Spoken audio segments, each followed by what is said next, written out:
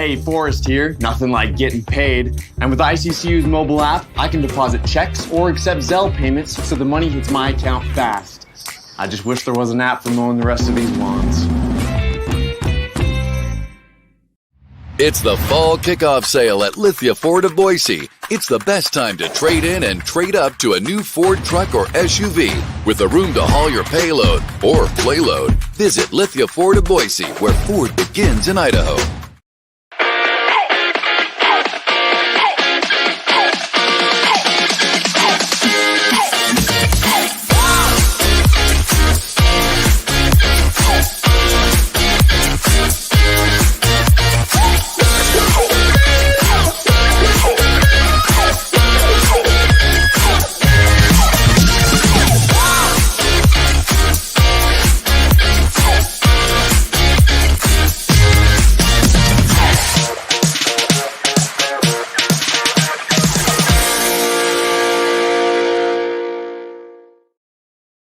Bronco Nation News is presented by RowPaint.com, Idaho Central Credit Union, Taco Bell, by Lithia Ford, The Blue and Orange Store, Western Collective, by Jackson's, Snake River Pool and Spa, Transportation Compliance Service, Bauscher Real Estate, Ridley's Family Markets, by Circa Las Vegas, Lean Feast, and by Timberstone Golf Course.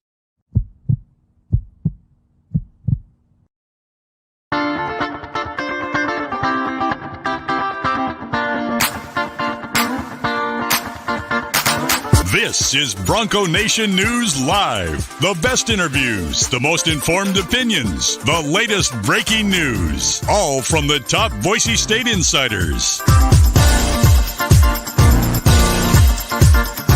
Bronco Nation News Live from BroncoNationNews.com is presented by RowPaint.com, the official paint and coatings company of Boise State Athletics.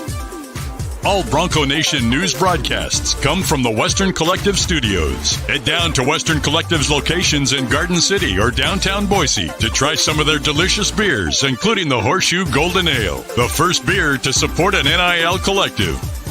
Now, here's four-time NSMA Idaho Sports Writer of the Year, BJ Rains, with another edition of Bronco Nation News Live.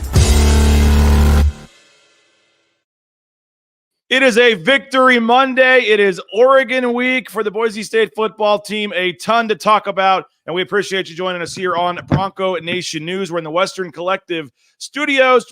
Hope you enjoyed that watch party down at Western Collective. If you didn't make it out, you missed out, and hopefully you'll head down there Saturday for the Oregon game and have some of that Horseshoe Golden Ale. But we've got Mike Prater, Sports Radio, The Ticket, KTIK 95.3 FM, also our columnist at Bronco Nation News. We're going to talk about his column, his thoughts. And Mike, I know there's plenty of storylines around this team, win or lose, but when they win a game like that on the road, season opener, first time in 4 years, they've been 1-0. And, all week we get to look forward to the Oregon game. It's fun times right now for Bronco Nation.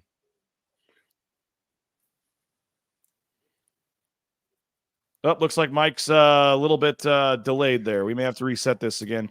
Mike, I may need you to leave the broadcast and come back in if you can. We'll see. I'm not sure. Yeah, if Mike's I don't know if you can hear me, but I might be having some Mike's having internet some issues. Yeah, Mike's having some Wi-Fi issues. I'm going to go ahead and take Mike out of the stage for just a second here and see if he can reset his Wi-Fi connection. Maybe Mike, dive out of the show and then come back in if you can. We will see if we can bring him back in and come back in for his Wi-Fi issues right now. But we got a ton of notes to get to, a ton of things to get to. It's Monday. It's Labor Day, so Mike's at home. I'm at home. We're heading down for the Boise State press conferences today. It'll be Spencer Danielson, Dirk Cutter, Eric Chinander. A ton to talk to Eric Chinander about on the defensive side. So looking forward to talking to Eric Chinander, and obviously, some work they got to clean up on defense. There was a lot of good. There was also a lot not so good in terms of Boise State's defense. They did have 4 sacks. They did force 4 fumbles, the most in a game since 2006. There were some positives. Andrew Simpson, 4 tackles, 2 forced fumbles, and a sack. But then you factor in some of the negatives.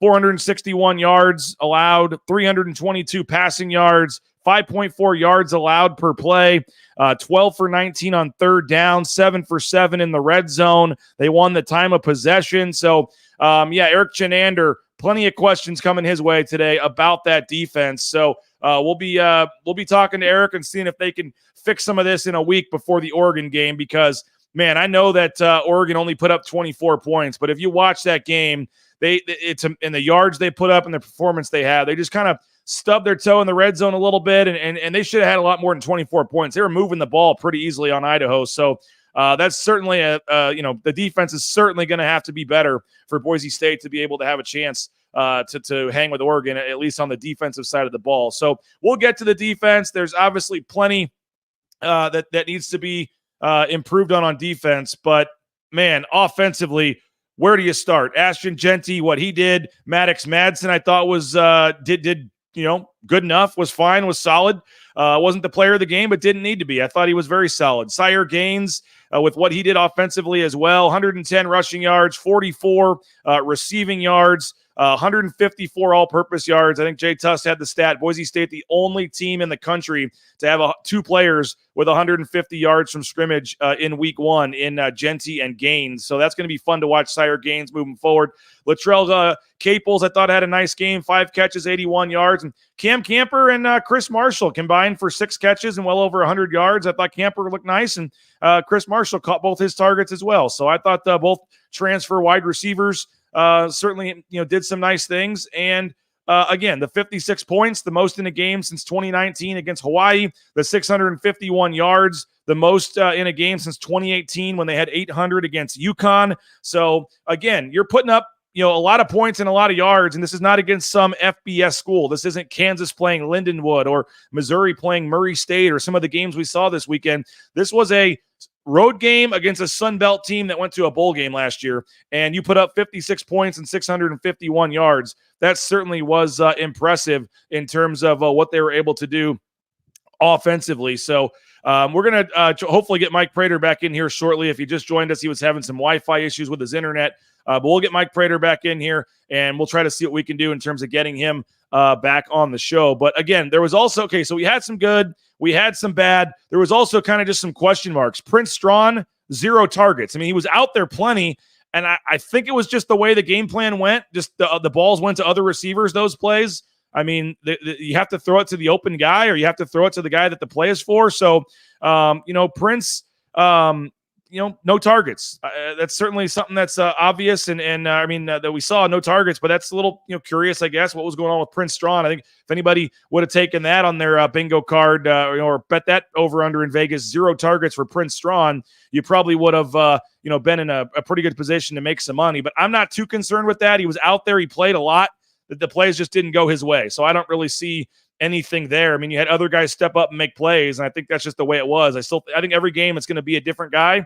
And you know what? Prince Strawn's probably going to go have 4 or 5 catches in the next game against Oregon. So Austin Bolt did not have a catch, only had 2 targets. May have had a catch, that one that was knocked out for the incomplete pass, but that's a play Austin Bolt has to reel in there and hang on to. But a nice job by the DB knocking it out. But you're talking about 2 of your starting wide receivers, Prince Strawn and Austin Bolt, combining for 0 catches on 2 targets. Someone's asking if they surpassed Strawn, and I don't think so. No, I don't think so. I think every game it's going to be somebody different. In that game, certainly Camper and Marshall, again, 6 catches for over 100 yards between the 2 of them. And then you had Bolt and Prince Strawn with 0 catches between the 2 of them. So that certainly is something that you're going to want to look at and say what's happening there. But I just think it was the way the game went. And I think next game it could be Prince and Bolt. I'm not worried about Prince or Bolt, Prince Strawn, Austin Bolt. I'm not worried about either of those guys. I don't think it was anything more than the game plan that for those guys went towards their way. We're going to see if we can try again with Mike Prater. Do you have us, Mike? I think so. I got the hardwire going now, so I don't have the professional Wi-Fi that you have. So we hardwired things up, and we're good to go. I think we are good. We were talking about the good, the bad, and kind of the puzzling from that game. A lot of what was talked about in your column. We were talking, I guess we'll start where I was just talking about. I said I'm not concerned about Prince Strawn and Austin Bolt having 0 catches because I think it's just going to be game to game. I thought Prince Strawn was out there on a lot. The plays he was out there for, they just threw the ball the other way. I mean, he's healthy. He's out there. I just think that that's what this offense is going to be. Would I have taken the under, 0.5 targets for Prince Strawn? No. I mean, officially he finished with 0 targets. Austin Bolt only had 2 targets, had that one catch he dropped at the 5-yard line. But you had you had Cam Camper and Chris Marshall combining for 6 catches for over 100 yards. I still think Bolt and Prince are fine. Somebody asked if they've been supplanted by those two. I don't think they have yet. I just think that's going to be this offense. But Bolt or Prince Strawn, a little surprising, no catches, but I'm not concerned about it yet. What about you?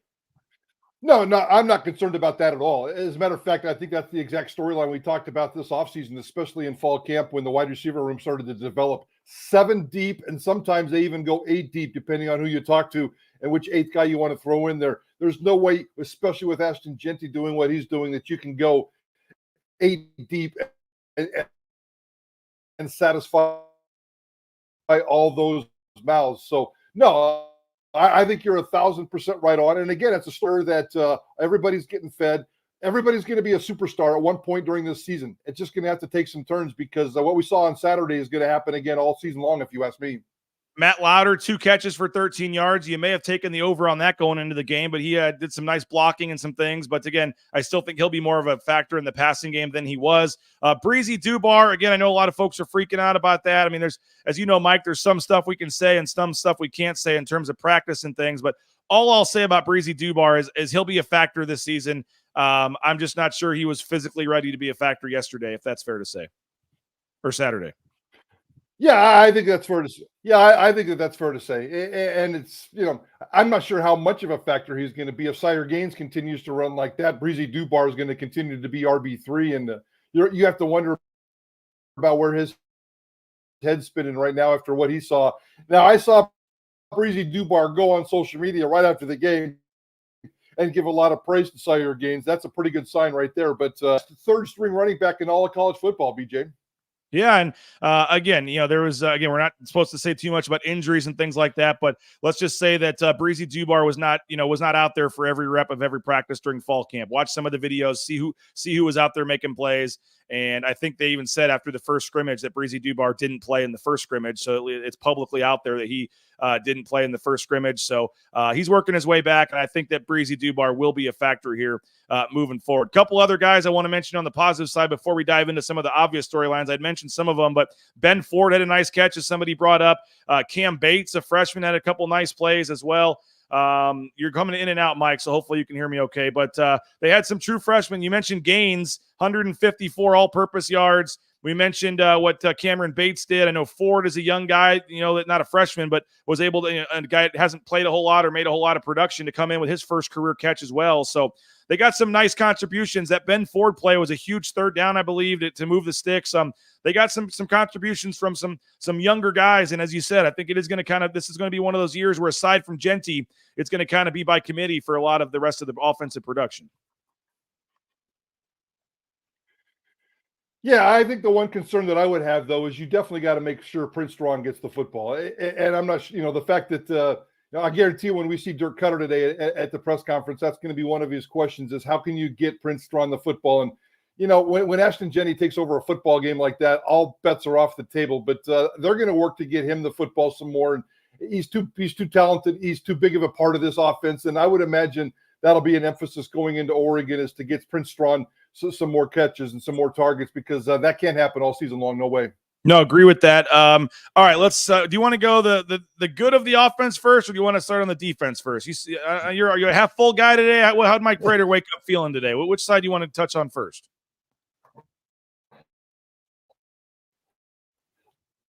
Let's go half full today, because we're dealing with some other Wi-Fi issues with Mike Prater here. We'll see if we can get Mike Prater back here in a second. Mike Prater is dealing with some Wi-Fi issues. I apologize for that, guys. Hopefully we can get him logged back here shortly. But let's see here. Yeah, Mike just left. He's going to come back in, I think. So, all right. Somebody's asking about Mason Randolph on the offensive line. Yeah, Mason Randolph did go down with an injury, it looked like. We'll see what happens and what they are willing to say about that today and who's going to step in. But that certainly is a concern. Your starting center potentially being out.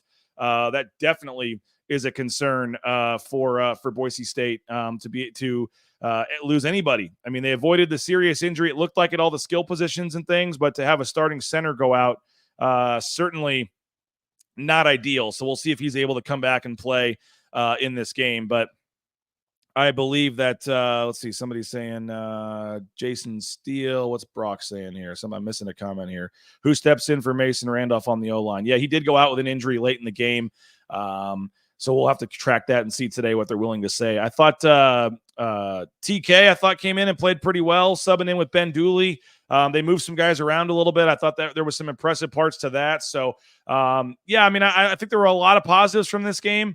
I really liked, again, somebody mentioned Camper again. Cam Camper, Chris Marshall, super impressive. I think Camper had, 4 for 99. I think you had, let's see here, 2 for 13 for Chris Marshall, but one of them moved the sticks and gave him a first down, and he caught both of his targets. So to get 6 catches for 112 yards out of Camper and Marshall, if you'd have told me before the game, I think you would have taken that 100 times out of 100 if you're a Boise State fan. So let's see. Did Gilbreth get into the game? You know what? I'm not sure on that. I apologize.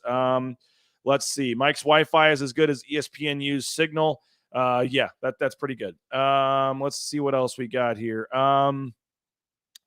Dylan Gabriel, captain check down. I mean, Boise State's played him. That'll be one of the talks today. Did have, played him at UCF and did pretty well for a good chunk of the game against him. And then obviously in the second half there, things turned and they were not able to win that game. But they've, from a coaching staff perspective, a couple of these coaches have played against him. So we'll see. Mike Prater says he is rebooting and trying again. So we will try to get Mike Prater back here. He is rebooting his computer. I'm not sure what's going on with his Wi-Fi. Austin Bolt recovering the fumble was huge. Yes, Austin Bolt. That was a huge play in the game where Sire Gaines put it on the ground. Austin Bolt came in, recovered the fumble. That was absolutely a huge play, no doubt about it, in this game, because if Boise State doesn't get that fumble, certainly that's a situation where it could have gone downhill in a hurry. And you think about it, and I know Dayton Robinson had the comment on social media. Georgia Southern scored before half. Then Georgia Southern got the ball and scored after half. Boise State had those 4 plays, and then on 4th down, didn't get the 4th and 1, and then Georgia Southern scored again. It was 3 touchdowns for Georgia Southern, and Boise State only ran 4 offensive plays in a span of like an hour. And when you throw in halftime in there. So it was just a really weird swing there. The New England Patriots made that famous, scoring late in the second quarter and then getting the ball to start the second half. I always think you should defer, by the way. I mean, I don't know, maybe Saturday's different. You don't want to fall behind, but getting the ball to start the third quarter is so much better. And so I think you should always defer and try to get that first stop on D. And then if you do, you get the ball and you get the ball to start the third quarter. So I would always defer if I was a coach. I know some coaches like to get the lead and try to put the pressure on and go for it. But I think getting that ball to start the third quarter is a huge deal. I don't know if it's quite the advantage of like batting last in baseball, but I mean, it's an advantage to get the ball there to start the third quarter. And I think you should always defer to start the game, in my opinion. So that worked for Georgia Southern. They got the ball and they did win the toss, by the way. They I think Georgia Southern won the toss and then elected to defer. The pass defense, it wasn't great. They allowed 322 yards. Somebody's bringing that up, and you are correct. Yes, the pass defense was not great. 322. There was even some other, I hate to say it, but some other plays where guys were wide open. The quarterback just missed them. There was one that would have been a touchdown, I think, on a wheel route for the running back down the sideline. There was another one. The guy was wide open down the middle of the field, but there was pressure on the quarterback, so he couldn't get the throw off. So, I mean, there was a couple other plays where Georgia Southern could have had big gains through the air.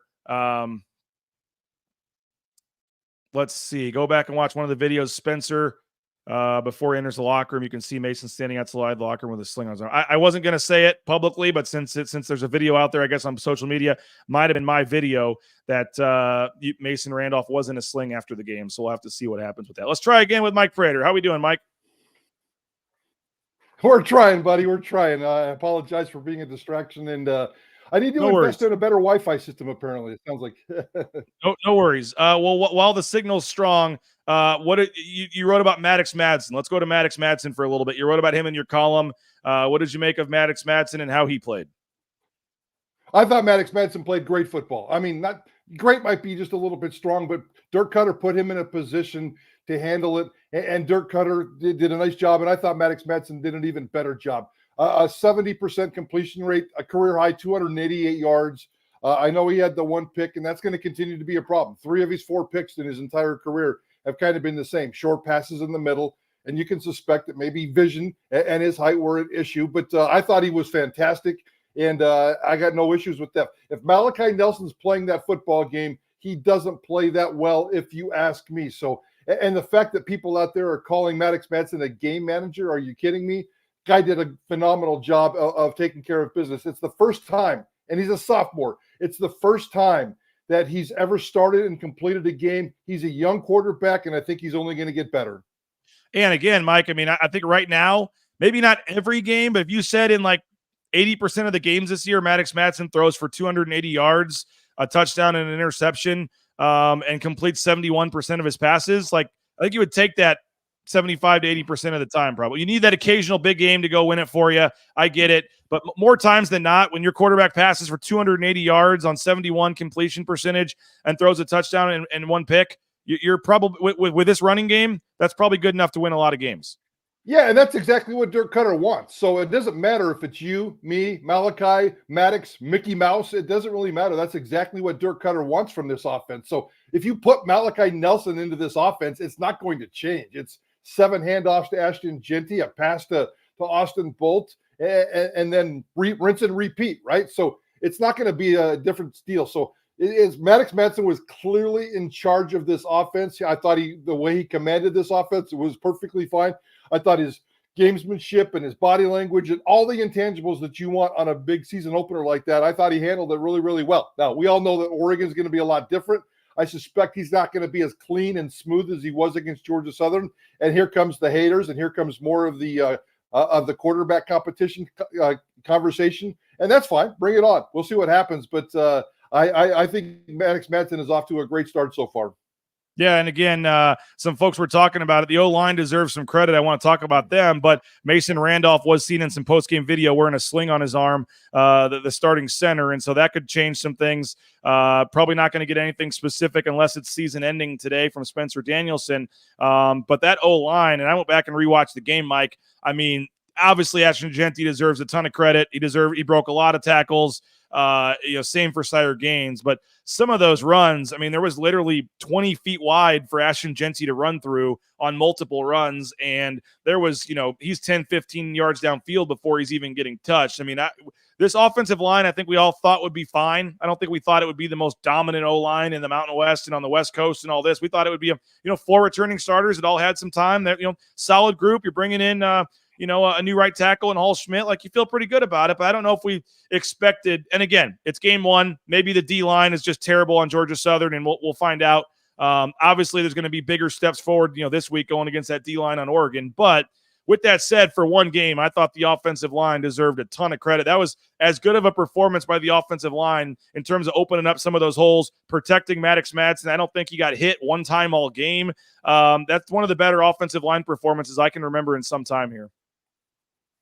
Yeah, no doubt about it. It was a very dominant performance and steady and consistent. I don't even remember them having a weak link in this football game. Maddux Madsen was not sacked in this game.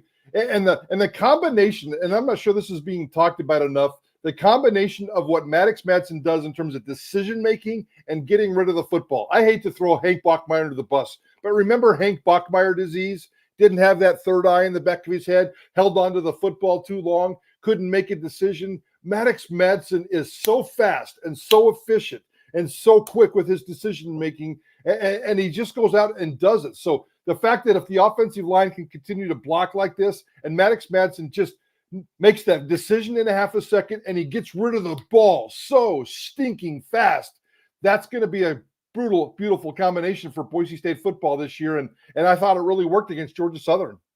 John is asking why we're not critiquing the lousy special teams to go along with the usual putrid secondary.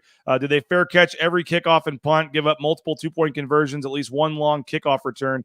What I'll say about this, Mike, is like, you're not going to return a kick when there's a guy about to like crush into you. Like, it's not that they would have gladly returned some of these punts if they had a chance, but they were short fields, or the punter was punting them to where there's literally 3 guys standing next to Latrell Caples when he catches the ball. Like, that's just not smart football to try to return that and get blown up. I mean, there were not very many returnable punts to begin with. And on the kick return, same thing. When they're kicking it 5 yards into the end zone, you're not going to return those. So I don't think that's necessarily, we heard that Stacey Collins was going to be aggressive, and they are, but the opportunity has to be there to be aggressive. I didn't see a whole lot of that there. I do agree the one long kickoff return where Jonah Dalmas had to make the tackle to save maybe a touchdown there. That was a huge return, which started the comeback actually for Georgia Southern. They ended up scoring a touchdown with the short field there. So that certainly wasn't good, but only one punt from James Ferguson Reynolds, no field goal attempts for Jonah Dalmas. I mean, the special teams weren't amazing, but I'm not going to say they were terrible in that game. They didn't really even do much. Yeah, they weren't a detriment, and they weren't the rock star. They don't need it to be a rock star, and I agree. I think the special teams is going to be a work in progress. They experimented with like 6, 7, 8 different returners in fall camp, and some of the guys, they use guys we didn't even see on the depth chart in the return game. So I think they're still tinkering a lot with the return game. Yeah, you need to shore that stuff up in terms of, you can't let Jonah Dalmas lead this team in tackles. That was, although he was pretty damn good about that tackle, it was special and perfect form. So I'm not worried about the special teams. If you want to sit here and beat up the defense, I don't know if I want to come too strong. The word embarrassing comes to mind, because it probably wasn't. Yeah, it was embarrassing at times. This defense really, really struggled. And it needed to be a lot better than that. And I understand, if I'm a Boise State fan, the angst that I feel about this defense, if Boise State loses football games because of that defense, that's not going to be a good look, BJ. Let's keep talking about the defense here in just a second, but I want to thank a couple of our sponsors. Again, hope you're at the watch party. We had 40-something folks sign up for the BNN YouTube channel, Mike, at over 40, I believe it was, at the watch party. I got a couple videos from there. Every seat was taken in the bar. It was an awesome atmosphere. We're doing it again on Saturday for the Oregon game. Come on out. Kickoff is at 8 o'clock. You get $3 Horseshoe Gold Nails. There's going to be discounted burgers. A great fun atmosphere. They'll have the sound on, the video on, assuming Peacock doesn't have the problems that ESPNU did. But you will get your opportunity to hang out with other BSU fans and watch the game. And again, 10% of all proceeds go to the Horseshoe Collective to help the student athletes at Boise State. So you want to have a fun Saturday night out downtown, come watch the Oregon game with some friends and a good atmosphere. And Boise State fans, come down to Bar National inside the Western proper, House of Western in downtown Boise on Idaho Street. We'll see you at Bar National, 8 o'clock kickoff on Saturday for Boise State and Oregon. Okay, ropaint.com, our title sponsor, roepaint.com, all your painting needs, your concrete coatings, your garage, your back patio, your basement, your interior, exterior residential paintings. They can do commercial, industrial stuff as well. Check them out. Row Painting, the best in the business. Our title sponsor, roepaint.com. Next Wednesday, during the bye week, Idaho Central Credit Union presents the Tyson Degenhardt Show. We'll be back with another episode next week during the bye week. Idaho Central Credit Union. Don't miss it. ICCU.com. There's a branch pretty much in every corner of the Treasure Valley, but the easiest is the online mobile e-branch banking on your smartphone, on your app. Highly recommend making the switch. You may like your banking experience. You'll like it better when you switch to Idaho Central Credit Union. Matt Bauscher, Bauscher Real Estate, #1 ranked realtor in the Treasure Valley. Check him out, Matt Bauscher, BauscherRealEstate.com. 243-8222. The best in the business. No home is too big or small. Matt and his team are ready to help you out. Again, BauscherRealEstate.com. Ridley's Family Markets, shopridleys.com. We're going to talk about Boise State's defensive struggles here in just a second. 13 locations across the state of Idaho. Check them out, shopridleys.com. And again, download that Skip app. Get savings up to 40% off at the checkout line, shopridleys.com. Mike, Snake River Pool and Spa, Patio and Game, the spateam.com. The weather's starting to going to start here to start cooling down. Perfect time to think about getting that spa for the back patio. The Raines family is loving our purchase from Snake River Pool and Spa. Our spa is awesome, loving it. We had a chance to enjoy it last night after coming back after a long weekend out of town. So check it out, thespateam.com. Snake River Pool and Spa locations in Twin Falls, Boise, Meridian, Nampa. They've been around since 1978. And if you're not looking for a spa, you want to spruce up that game room, they got the pool tables and all that good stuff as well for the game room. So check them out, Snake River Pool and Spa. All right, Mike Prater, we talked about the defense. The defense obviously struggled in this game. I mentioned some of the stats early. You had some positives. I mean, 4 sacks, 4 forced fumbles for the first time in since 2006. They forced 4 fumbles in a game defensively. They just only picked one of them up, I believe. So they got the ball on the ground 4 times. They had 4 sacks. Andrew Simpson, 4 tackles, 2 forced fumbles, and a sack himself.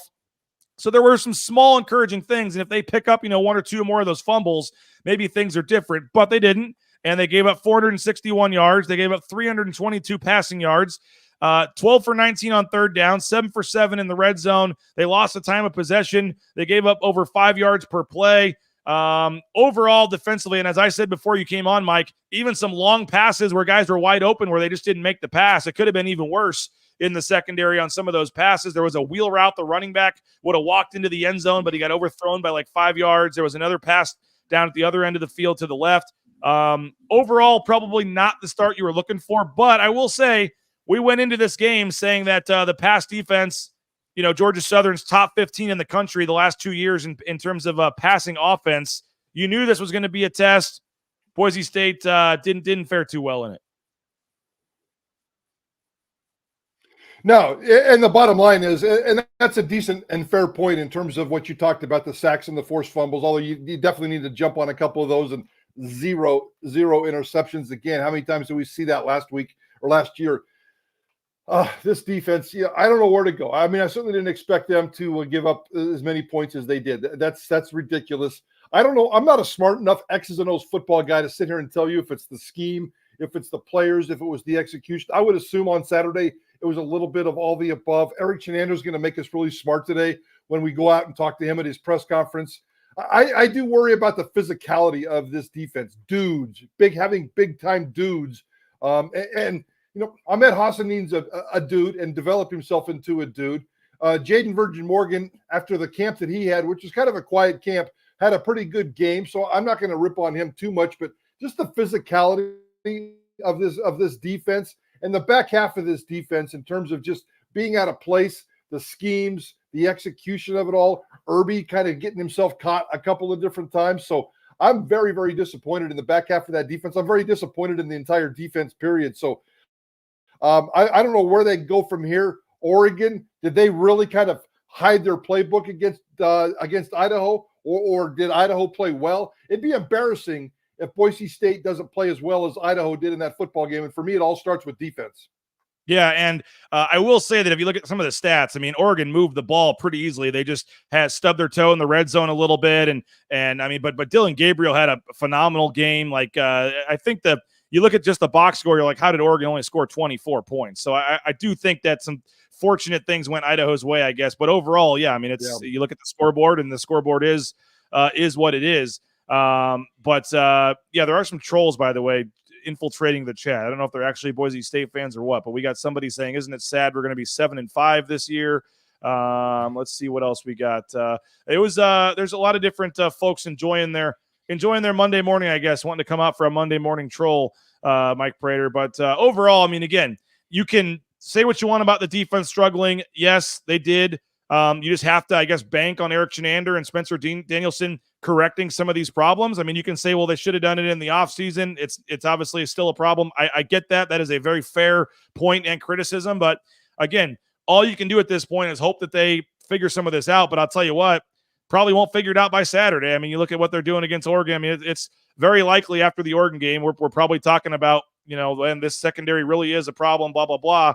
And then you have a bye week and some winnable games at home where maybe the narrative changes all of a sudden. So obviously a tough 2-week stretch going on the road, 2 good offenses, or at least passing offenses to start it out.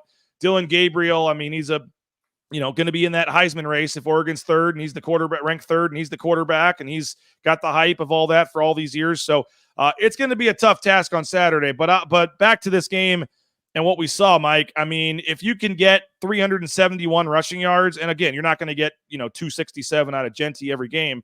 By the way, I know you were talking about Cedric Minter on your show, and he had the 77-yard touchdown also in his record-breaking game. Do you know what he did the next game after he rushed for 261? I don't. What did he do? He rushed for 208. He backed it right back up with another 200-yard performance in the very next game. He had 29 carries for 208 yards at Montana State on September 30th, the very next week. So if you could get 200 yards out of Jeanty in the Oregon game, you'd probably be feeling pretty good about your chances. Holy cow, that would be awesome. So that's a pretty good standard. And at this point, I'm not doubting Ashton Jeanty on anything. So we'll let him kind of see how his season plays out. But not that anybody was doubting Ashton Jeanty, but I don't think anybody expected what we saw on Saturday night. What should we expect, though? I mean, what is now considered just a normal game for Ashton Jeanty moving forward here? Because when you set the bar that high, 267 and 6 touchdowns in the first game, like if he doesn't get to at least 150, 160 rushing yards in every game, you're going to be like, oh, Jeanty didn't play that well. He's going to rush for 110 yards, and you're going to go, yeah, well, only rushed for 110 yards. I mean, it's crazy the standard he has now set. Of course, he's not going to rush for 267 and 6 every game. But the bar is so high now for Ashton Jeanty. Where is that bar? What is now a average standard game we should be expecting of Ashton Jeanty? I got an exact number for you, and it's 134. If you take 134 yards times 13 games, which we assume Boise State has 13 games left, add on what he did on Saturday night, that's your 2,000 yards right there. So for me, it's 134 yards, and I think that's really realistic. There's going to be some games where he may go for 175. There may be some games where he goes for 99. Ashton Jeanty is not going to rush for 100 yards in 14 consecutive football games. But if he can average 134 over these next 13, that's kind of the barometer for me. So I think I can't believe I'm saying this, but it's obviously doable, and it's very much in play with Ashton Jeanty, knock on wood, as long as he stays healthy. But 134 yards, that's very doable for Ashton Jeanty. For me, that's the standard moving forward. Dayton Robinson says he thinks the rushing yards will come down, but the receiving numbers will go up. They didn't use him in the passing game. That'll change. They didn't have to. I mean, and they'll be. I'd rather get the ball to Prince Strawn and some of these other wide receivers than Ashton Jeanty. Ashton Jeanty is a serious weapon, and he still needs 3 to 5 targets in a game, and they're going to get him those swing passes out of the backfield. That's the perfect safe pass for Maddux Madsen. Maddux Madsen on the move. Maddux Madsen rolling right. Maddux Madsen on those outside screen passes. Get him away from those 5 big offensive linemen and the defensive linemen behind him. Give him some vision. It's not like he's a mobile quarterback, but if he can get out of the pocket by a couple of feet and create some vision and some passing lanes, those are perfect ones for Louder, for Jeanty, and the wide receivers. But I don't need to see Ashton Jeanty catching a ton of balls, but 134, that's definitely my magic number. Hey, we got 240 of you watching on YouTube right now. So if you can go ahead and hit that like button in the corner of the screen, help out our broadcast here in the analytics and things. And if you're not a subscriber already and you just found our channel, please hit that subscribe button to the Bronco Nation News YouTube channel. It's free. It's easy. It literally takes a second to click subscribe, and then you'll be notified, or you can click the notifications tab as well and be notified when we go live with our broadcast. So we do this every morning at 9 a.m. We do live pre- and post-game shows. We talk Boise State football, Mountain West football, and everything else going on in the world of the Mountain West and sports. All right, 2 other quick topics I want to hit on, Mike, in terms of the Mountain West. Some scores that happened over the weekend, but also some news with the Mountain West and 2 of those schools. We'll do that in the final segment of the show here, but I do want to thank a couple more of our sponsors. Lithia Ford of Boise, the fall kickoff sale. Check them out. Next Friday, we will be over at Bora High School for a live broadcast. They're doing an event to raise money for Bora High School where you can test drive some vehicles over there from 11 to 6. I believe Austin Bolt, some of the players will be over there as well. So we'll give you more information, but look into that. If you test drive a vehicle, even if you don't buy one, no strings attached, test drive a vehicle, and $20 goes to Bora High School. So come hang out and help out a local high school here on next Friday, Lithia Ford, Boise. Taco Bell, you looking for a job? Taco Bell is hiring. Great promotional opportunities, free food while you work, and half your wages the next day after your shift. Get more information, apply for a job at TacoBellWorks.com, and the food is pretty darn good as well. Check them out for that next meal with the family. It's cheap. It's delicious. Highly recommend checking out a Treasure Valley Taco Bell store. Speaking of jobs, Transportation Compliance Services hiring. TCS. Give them a shout if you're looking to get into the trucking industry. It's a local company here helping folks all over the world. Transportation Compliance Service can get you the permits and paperwork and things you need to get out there towing that first load in no time. Check them out. Transportation Compliance Service, transcomservice.com. Get that gear for the Oregon game on Saturday. If you're heading over there, the Blue and Orange Store, theblueandorangestore.com. The new jerseys, caps, bumper stickers, car flags, sweatshirts, all your Boise State gear, the biggest and best selection at the best prices is at the Blue and Orange Store. You can order online, theblueandorangestore.com, or you can go into the Boise Town Square Mall, the second floor there next to Pro Image. Got a lot of choices, a lot of grocery stores, a lot of places selling Boise State gear. But support the sponsors, support Travis Hawks, who's been around since the beginning, 2006, the Blue and Orange Store, theblueandorangestore.com. They had the 4 sacks, Mike Prater, but none from Ahmed Hassanin. So unfortunately, not getting the 91-cent coffee or soda today. But every Monday after a game week, if Ahmed gets a sack, you get a 91-cent coffee or fountain drink. And same for Breezy Dubar. He didn't get in there on Saturday, but on a Tuesday, after Breezy Dubar gets a touchdown, you get the Breezy bundle, a hot dog and a soda for $1 at Jackson's. Make sure you check that out. And want to give a quick shout out to Lean Feast. Saw the order my wife made over the weekend. When this show's over, Mike Prater, I think I'm going to have a little shrimp and broccoli and cauliflower rice and get ready for the press conference here. So check them out, leanfeastmeridian.com, leanfeastmeridian.com. They got 10,000 plus combinations, and it's all healthy. It's fresh. They got every diet for you, and they now deliver everywhere in the Treasure Valley. So there's no excuse to not eat healthy with our friends at Lean Feast. All right, Mike Prater, I do quickly want to get into the Mountain West scoreboard and see if you have any takeaways. New Mexico played well, covered the spread, but lost a close one to Montana State you had Nevada, SMU, obviously Nevada. Oh, I'm looking at the wrong weekend. I'm at week 0. My bad. I want to talk about where am I at here? Sorry, I'm looking backwards. Other than Texas losing badly, there are a lot of interesting scores, Mike Prater. I know Fresno State lost to Michigan, but that game was close for a good chunk of the game. I think they were only down 10-3 at halftime at Michigan. You had New Mexico playing well for a half, and again, then kind of fell apart a little bit in the second half. But New Mexico hung for a while with Arizona. Air Force gets a win.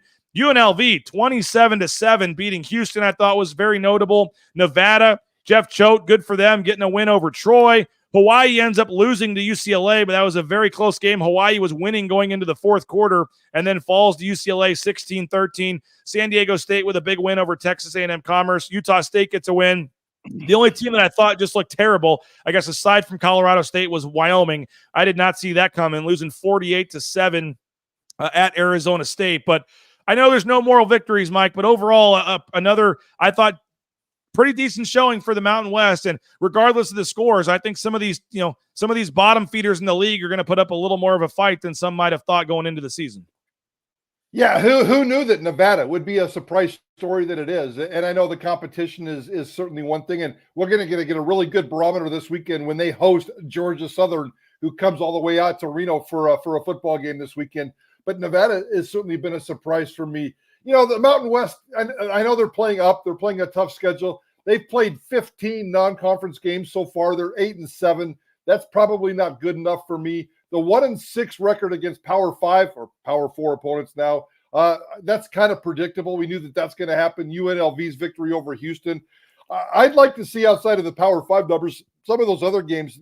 8-7 at this point in a non-conference record is not good for the Mountain West, but they are playing some tough opponents. They're keeping some of these games really, really close and really, really tight. It would have been nice if Hawaii could have completed that game against UCLA, because I don't think UCLA is any good at all this year. So that's kind of a lost opportunity. And there were some lost opportunities last week as well, but not quite as tough of a schedule this weekend. I know Boise State's at Oregon, Utah State's at USC, and I think that those are the only Power 4 opponents on the schedule this year. San Jose State and Air Force kick off the conference season, but there's a lot of winnable games, and maybe the Mountain West can bump up that non-conference record this weekend.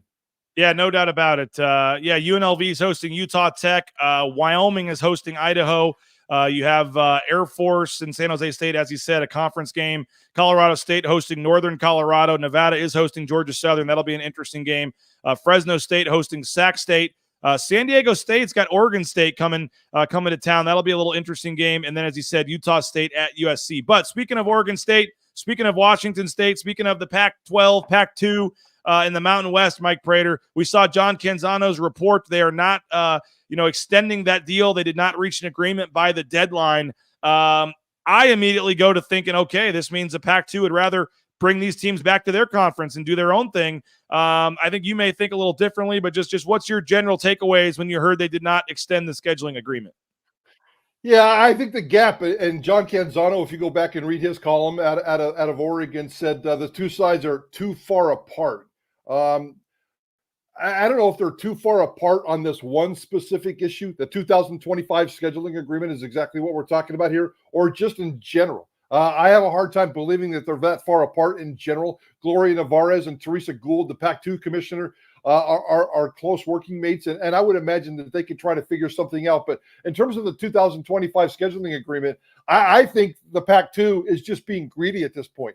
They don't want to commit to anything because they want to go off and pursue the Big 12. They want to go off and pursue the ACC. Nothing is going to happen in the next year.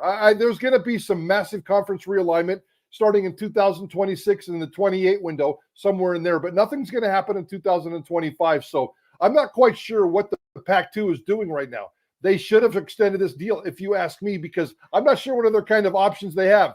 Maybe your line of thinking is the way to go in terms of, maybe they want to go off and pilfer off 6 of the Mountain West teams, but that's going to be very complicated. That's going to be very expensive. And I don't think Gloria Nevarez will allow that to happen right now.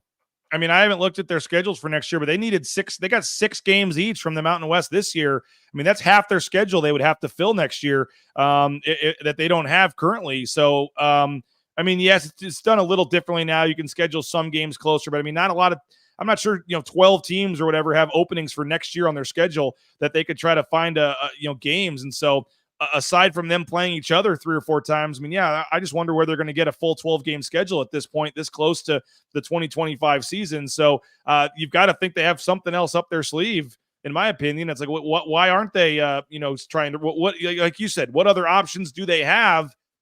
I don't know. I think they're going to have trouble finding a full schedule next year if they're just planning to do their own thing. Oh, 100%. Now, just because yesterday was the deadline to complete the 2025 scheduling agreement doesn't mean that they can't come back to the table. That basically ends the extension. There was the 2024 agreement with the possibility of an extension, and the extension deadline was yesterday. They could come back tomorrow or next week or next month, and time really isn't that big of a deal. I mean, it kind of is in terms of recruiting. If you're Washington State and Oregon State and you're recruiting right now for the future, and your recruits are saying, you don't have a conference, you don't even have a schedule, what's going on? And if there's a red flag there, I may be going somewhere else if I'm a recruit. So there's definitely an issue there for the recruiting side, but the time-wise isn't that big of a deal. And I suspect maybe in a couple of weeks, maybe a month or so, they can get back to the table and say, okay, we've kind of exhausted all options. Instead of extending the deal, we'll just come up with a new 1-year deal. That's certainly on the table. And I would suspect that that's the odds-on favorite of what's going to happen, but I'm very intrigued by your scenario as well. And part of it is, Mike, that in that agreement that they had, if they would have taken all of the, I'm trying to find the exact document, and I can't find it right now. You may know it. Here it is. Let's see if the Mountain West put out the official deal tills of it, and they didn't. But I know in the nitty gritty of the agreement, if the Pac-2 would have taken every Mountain West school with them to just basically form a 14-team league, there would not be penalties. But if they would pick and choose which ones they wanted, there was massive financial implications to the league to do that. And so I just wonder that now that this agreement is over, I don't remember if there was a timeline on how far that part of the agreement, went on. If they said, hey, we'll do this agreement with you, but for the next 5 years, you can't take our teams, or if it's only during the year that this agreement was going on. So I wonder if that's now null and void, so to speak, and you just have the standard exit fees by these schools that wanted to try to leave early. But they don't have a TV agreement after 2026? How many years are left on the Mountain West TV agreement? One more? 2 more? No, they got at least 3 more years, I believe. They got this year and 2 more after this, I believe, if I remember right. Okay. Maybe it's just 2 more years. I know. I'd have to look at the numbers right here. I think it's through 2026. So you're right. It's the 24, 25, 20. Yeah, they got 2 more years. So this year and next year. And Gloria Nevarez has said that they have to open up a negotiating television window here anytime now. Yeah, 18 months, I believe, they get the first right. So I guess, I just wonder how that plays into it, because if you don't have an agreement, then you don't necessarily have that's why the Pac-12 broke up. They never had the TV agreement, so there were no exit fees to leave the league. And so I wonder how that would play into all this from a standpoint. But I just wonder what's going on here with the Pac-2, because they've got all this kind of money from the tournaments and all that for another year. Financially, they're probably okay next year, but they got to find 6 more teams. I don't know. And I still don't know what ultimately happens. If they want to rebuild the conference, can they convince, a Memphis, a South Florida, and try to make some super conference? Do they just take the Mountain West schools and say, that's it? Do they beg and take a way less deal and try to get added into another power conference? I don't know. It was $14 million, I believe, that they were paying Mike Prater to do this 6-game schedule. So they got 12 games. I know that was kind of divided back amongst the schools. So, Boise State's basically getting a bye game to host, Oregon State on Black Friday. They're getting paid to host them on the Blue. It was a sweet financial deal for the Mountain West, and it made a lot of sense. And it's why they went down to 7 conference games. It was a big, huge deal that they did this. I just wonder, what happens now moving forward. I do totally agree with you. If you had to be a betting man, they probably find a way to come to an agreement at some point, and the terms are just a little different. I think that's probably what happens, because, and again, maybe the the Mountain West knows, like, they have no other option. Maybe Gloria Nevarez is like, where are you going to go? Who are you going to play? How are you going to get a schedule? We're changing that $14 million to $24 million this year. Like, take it or leave it. I don't know what was going on there, but obviously it was a financial benefit for the Mountain West, and it worked out. It's given them some more quality, at least somewhat name recognition opponents in terms of a conference and taking off a conference game. But I don't think that. I think the Mountain West is just going to play a little hardball here, because they know that the Pac-2 doesn't have very many options at this point. I would, and if I was Gloria, the gangster, and like we like to call her, I would play hardball too. And I think that they are. And I know that the Jeremiah Dickies of the world are a little frustrated by this sometimes with some of the details, some of the financial obligations. Boise State, the Mountain West, Gloria Nevarez, they have the leverage. And there are people out there who say we need to use that leverage. And maybe the Mountain West is using that leverage too much, and the Pac-2 doesn't like it. But we'll see how it all plays out. I think they'll come to an agreement, because I don't see any other options here. I certainly don't see like 6 teams leaving the Mountain West and going over to the Pac-2. The Pac-2 has always said, we want to keep things small, like an 8-team conference. That's what they want to build. But for 6 Mountain West teams to go over to the Pac-2, that would cost millions and millions and millions of dollars. And even if the Pac-2 has lots and lots of money stashed away based on the last 2 years, they don't want to play that game, BJ.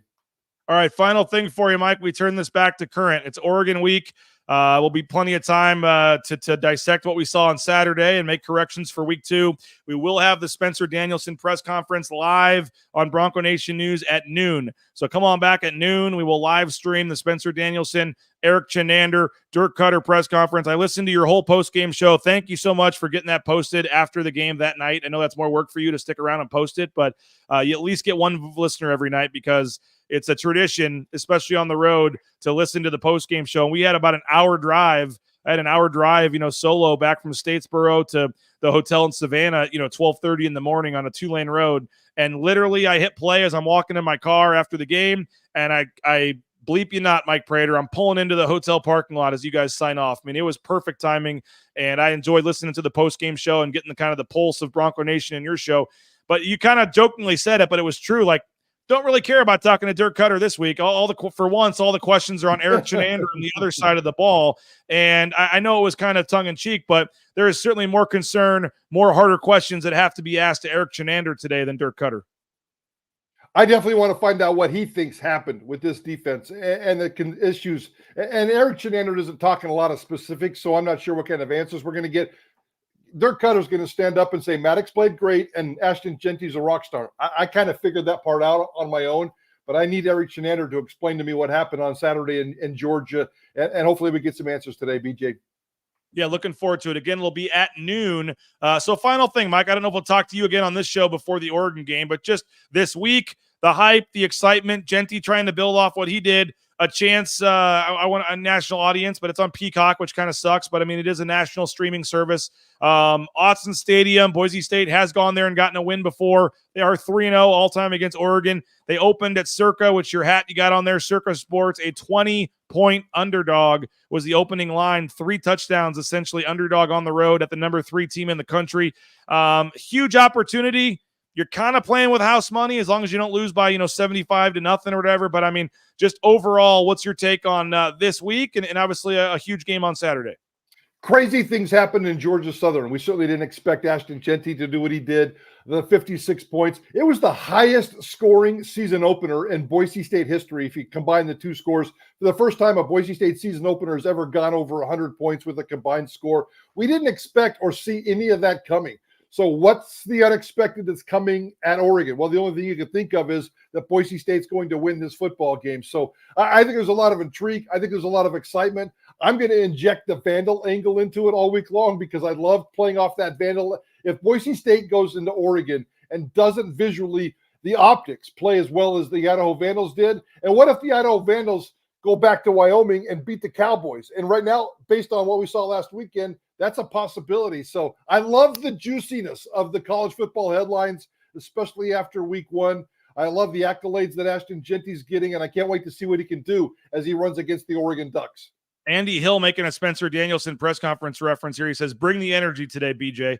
We'll see if Spencer gets on us for having some. I'll be honest. It was a long day flying back yesterday. I'm trying to recharge the batteries as we speak. But I don't know if you saw this or not, Mike Prater. You mentioned the Circa Sports, one of our sponsors, Circa Resort and Casino. I did want to throw in that they just announced this morning they got their 10,000th entry in their Survivor contest, meaning they have hit the $10 million guarantee. And everybody that enters Survivor between now and the start of the NFL season on Thursday will get basically you're adding to the pot. So they have hit their 10,000 mark for the Circa Survivor, a $10 million prize on the line, and they're going to add to that pool. They've only got 4,200 entries in the Millions contest, and they put up $6 million for that contest. So right now it's called an overlay in gambling terms, where the casino is set to lose $1.7 million. I'm sure they'll get more entries in there, but if you're on the fence in terms of EV and kind of the percentage play, right now, there's, basically you've got a good chance to win some money. $6 million on the line, and they've got, only 4,000 entries in that tournament. So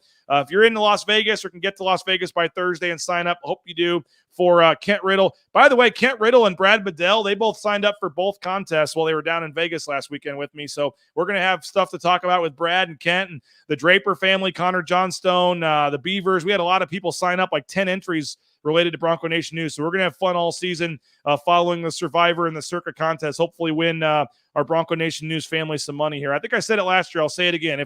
If we win one of these contests, we'll comp everybody a free year. How generous of you. Nice. I'm rooting for you, BJ. Make it happen.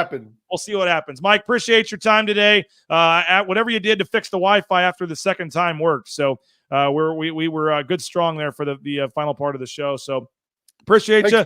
We'll see you in 2 hours for Spencer Danielson at noon. Go read Mike Prater's column at BroncoNationNews.com. Go read my postgame story as well.